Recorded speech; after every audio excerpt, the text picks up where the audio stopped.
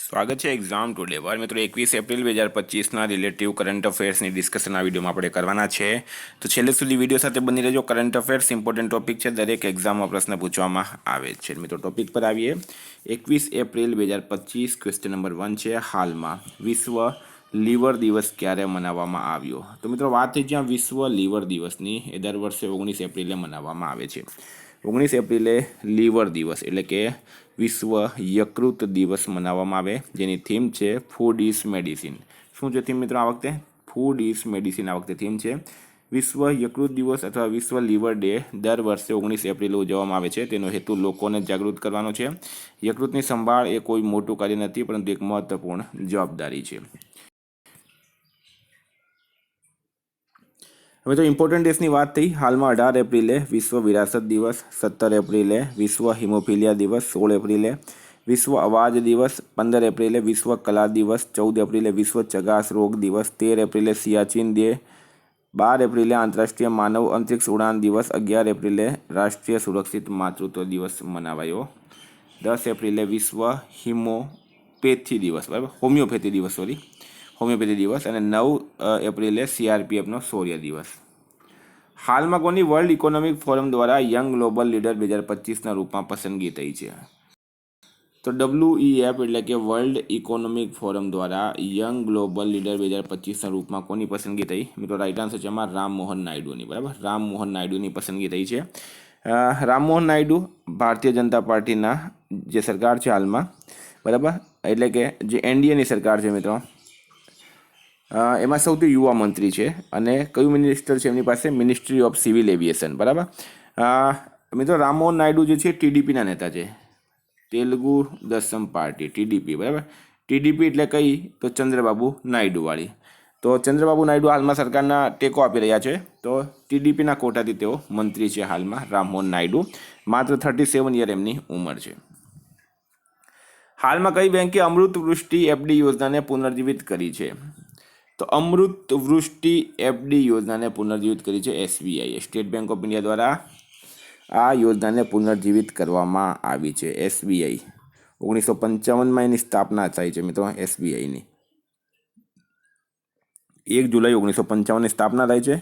Headquarter આવેલું છે મુંબઈ ખાતે. ચેરમેન છે મિત્રો CS શેટ્ટી. બરાબર, CS શેટ્ટી ચેરમેન છે. તો મિત્રો ભારતીય સ્ટેટ બેંકે 15 એપ્રિલ 2025 પોતાની વિશેષ ફિક્સ્ડ ડિપોઝિટ યોજના અમૃત વૃષ્ટિને સંશોધિત વ્યાજ દર સાથે ફરીથી શરૂ કર્યો છે. આ યોજના પહેલી વખત જુલાઈ 2024માં લોન્ચ કરાઈ હતી. એના પછી એને બંધ કરવામાં આવી હતી 31 માર્ચ 2025ના રોજ, અને હવે ફરીથી શરૂ કરવામાં આવી છે. ગુજરાતનો પ્રથમ રબર ડેમ કયા જિલ્લામાં બનશે? તો છોટાઉદેપુર જિલ્લામાં. લોકેશન છે મિત્રો, આ લોકેશન છે રાજવાસના ગામ છે છોટાઉદેપુરમાં, રાજવાસના ગામ. બરાબર. ડિસ્ટ્રિક્ટ છે મિત્રો ગુજરાત. રિવર છે હિરણ રિવર બનશે, અને ટોટલ પૈસા લાગશે 128 કરોડ રૂપિયા. વિદ્યાર્થી મિત્રો સ્પેશિયલી કહું છું, લઈ લેજો નહીં તો પસ્તાશો. ગુજરાત પોલીસની એક્ઝામ આવી રહી છે, બેલી મેન્સ એક્ઝામ આવી રહી છે, CC મેન્સ એક્ઝામ આવી રહી છે, સાથે રાજકોટ મ્યુનિસિપલ કોર્પોરેશનની એક્ઝામ આવી રહી છે. એક્ઝામ ટુડેનું લેટેસ્ટ 1 વર્ષનું કરંટ અફેર, હાલની 4 એક્ઝામ હું તમને કહી દઉં. બરાબર, હાઈકોર્ટ, બેલી, પટાવાળાની પ્રિલિમ્સની એક્ઝામ હતી મિત્રો. બરાબર, એના પછી GPSCની STI દિવ્યાંગની એક્ઝામ હતી. અત્યારમાં GPSCની ક્લાસ 1-2ની એક્ઝામ હતી, અને PSIની એક્ઝામ હતી.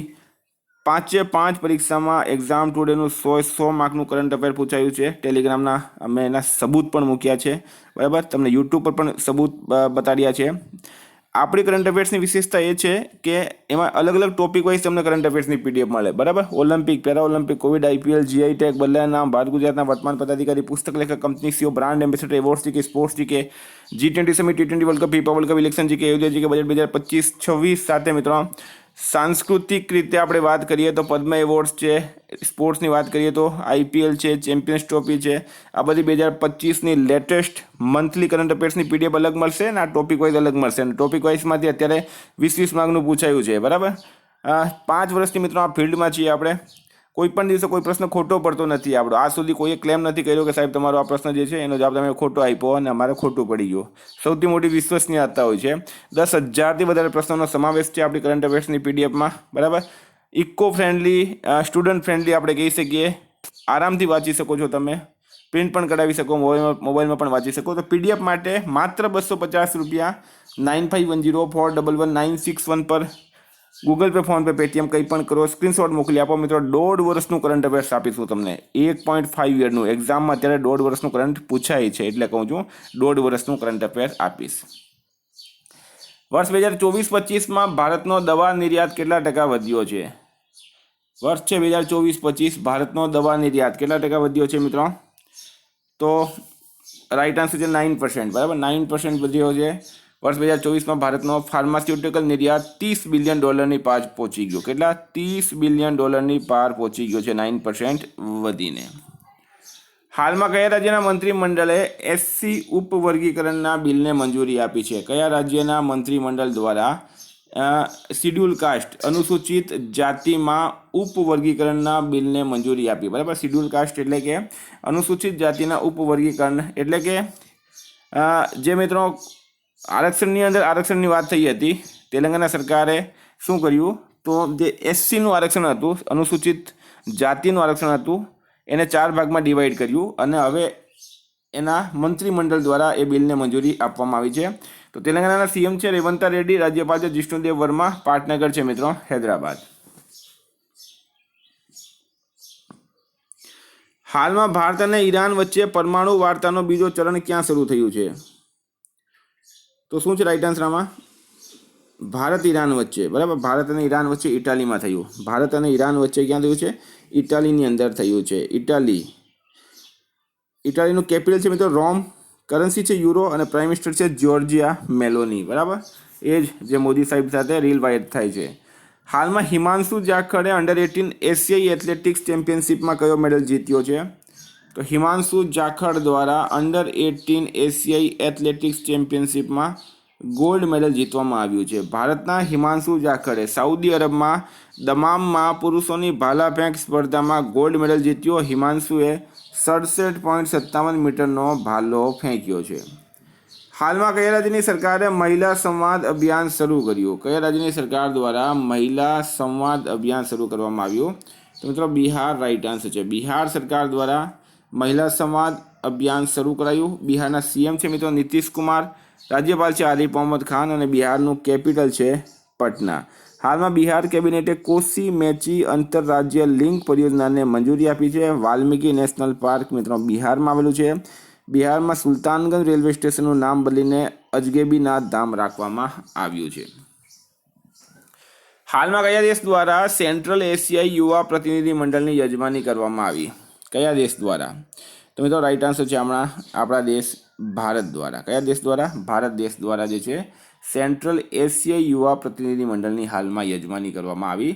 એશિયામાં નરેન્દ્ર મોદી ક્યાં વિન્ઝિઝમ આંતરરાષ્ટ્રીય પોર્ટનું ઉદ્ઘાટન કરશે? વિન્ઝિઝમ. બરાબર, તો મિત્રો નરેન્દ્ર મોદી 2 મે કેરળના વિન્ઝિઝમ આંતરરાષ્ટ્રીય એરપોર્ટ જે છે આંતરરાષ્ટ્રીય પોર્ટનું ઉદ્ઘાટન કરશે.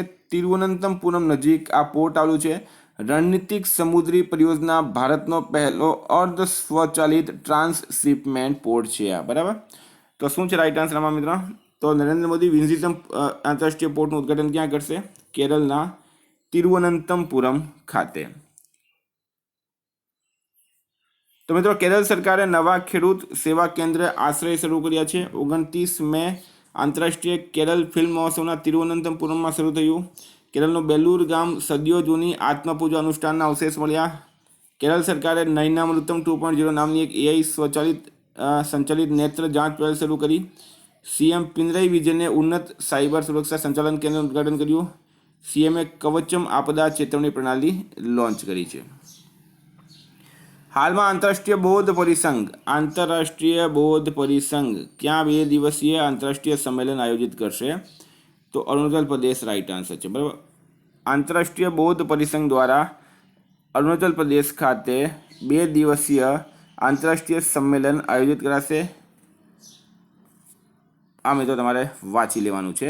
અરુણાચલ પ્રદેશના નામસાઈમાં આનું આયોજન કરવામાં આવશે. બરાબર, અરુણાચલમાં એક જગ્યા છે નામસાઈ, ત્યાં આયોજન કરવામાં આવશે.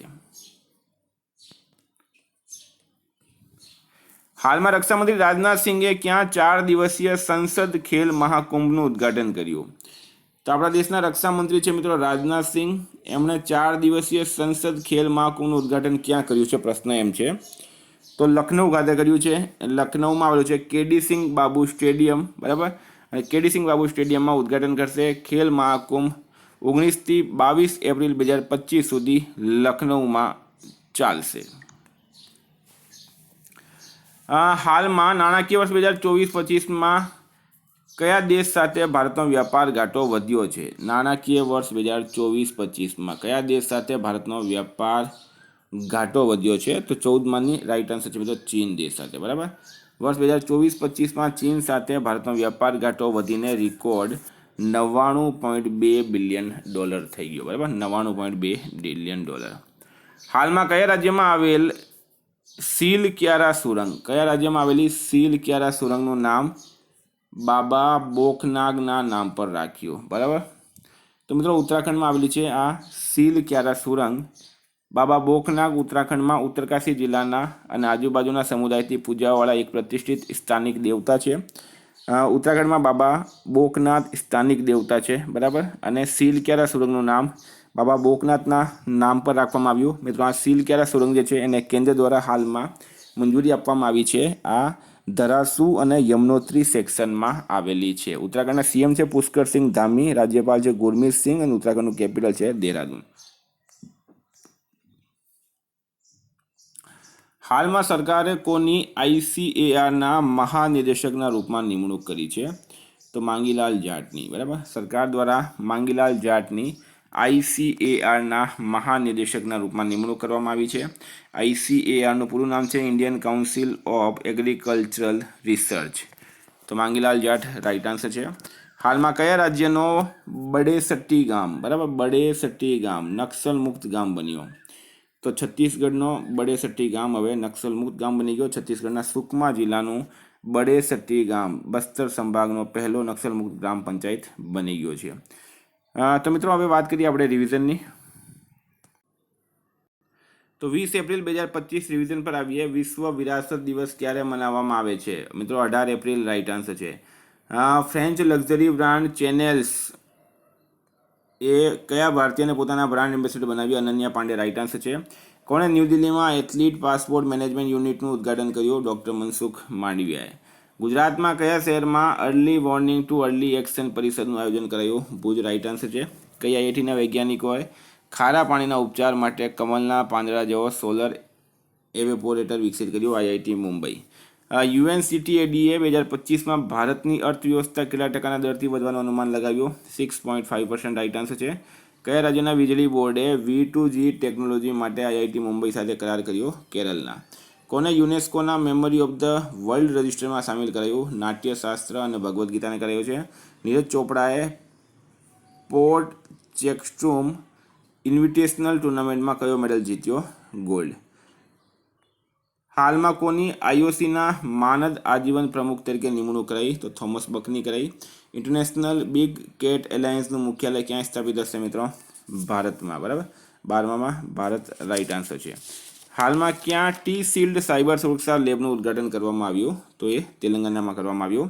કઈ IITએ કીટાણુઓથી લડવા માટે હોસ્ટ પ્રોટીનની શોધ કરી છે? તો IIT મુંબઈએ. હાલમાં ક્યાં દુનિયાની 17મી એથ્લીટ પાસપોર્ટ મેનેજમેન્ટ યુનિટ સ્થાપિત કરાશે? તો મિત્રો રાઈટ આન્સર જેમાં ભારત ખાતે. ભારતનો શૌર્યા અંબુરે અંડર-18 મહિલાઓની 100 મીટર બાતા દોડમાં કયો મેડલ જીત્યો છે? Bronze medal. કોની ઇન્ડસઇન્ડ બેંકના ડેપ્યુટી CFOના રૂપમાં નિમણૂક કરવામાં આવી? તો સંતોષ કુમાર રાઈટ આન્સર છે. કોને Maharashtrian of the year award મળ્યો? તો કાર્તિક આર્યનને. મિત્રો ગઈકાલે પ્રશ્ન પૂછાયું, કયા રાજ્યની પોલીસે GP દ્રષ્ટિ કાર્યક્રમ શરૂ કર્યો? ગુજરાત રાઈટ આન્સર હતું. આજનો પ્રશ્ન છે, કેન્દ્ર સરકારે કયા રાજ્યમાં સૂર્ય દેવભૂમિ ચેલેન્જનું ઉદ્ઘાટન કર્યું? એનો જવાબ તમારે કમેન્ટ બોક્સમાં જણાવવાનું. વિદ્યાર્થી મિત્રો વોટ્સએપ ટેલિગ્રામની લિંક ડિસ્ક્રિપ્શન બોક્સમાં આપી છે. PDF માટે 9510411961 પર કોન્ટેક્ટ કરો. Thank you. ફરી મળીશું. જય હિન્દ, જય ભારત.